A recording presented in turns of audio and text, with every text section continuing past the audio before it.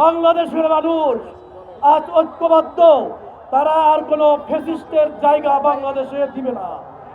বাংলাদেশ আগামী দিনের বাংলাদেশ ইসলামিক দলের নেতৃত্বে, বাংলাদেশ দেশপ্রেমিক দলের নেতৃত্বে একটি সুন্দর বাংলাদেশ প্রতিষ্ঠিত হবে, ন্যায় ইনসাফ প্রতিষ্ঠিত হবে, একটি মানবিক বাংলাদেশ প্রতিষ্ঠিত হবে।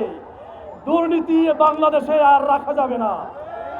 এখান থেকে সন্ত্রাস দূর হবে, চাঁদাবাজি দূর হবে, মাদকের ব্যবসা বাংলাদেশে আর চলতে দেওয়া হবে না, হবে না।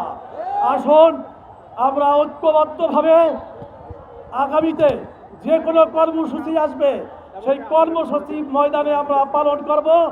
এর মাধ্যমে বাংলাদেশকে আমরা একটি সুন্দর বাংলাদেশের দিকে নিয়ে যাব। যত বাধা আসুক সব বাধাকে উপেক্ষা করে আমরা গণমানুষের দাবি পূরণ করার জন্য আমরা প্রস্তুত থাকব। আল্লাহ আমাদের সকলকে কবুল করুন।